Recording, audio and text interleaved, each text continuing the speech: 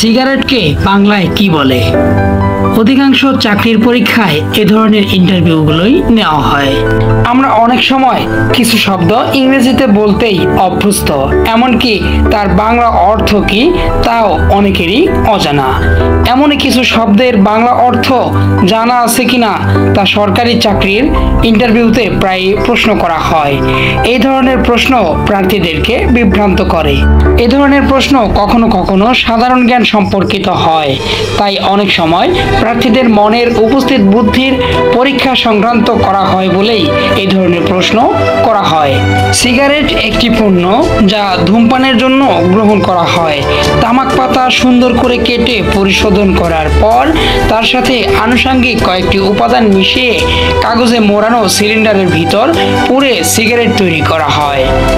একটি প্রতিরূপ সিগারেট সিলিন্ডারের দৈর্ঘ্য 120 মিলিমিটার এবং ব্যাস 10 মিলিমিটার। সিগারেটের এক প্রান্তে আগুন জ্বালিয়ে অন্য প্রান্তে মুখ দিয়ে শ্বাস নিতে হয়।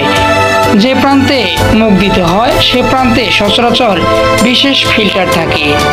সিগারেট হোল্ডার দিয়েও অনেকেই ধূমপান করে থাকেন।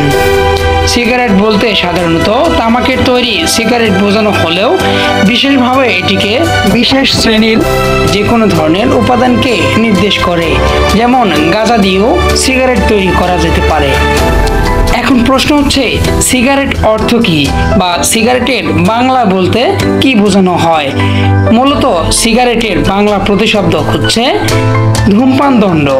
আর এই ধূমপান দণ্ডটি অনেকেই বাংলার অর্থ জানেন না, তাই অনায়াসেই বলে থাকেন সিগারেট, যেটি আসলে আমরা অনেক সময়ই ভুল করে থাকি।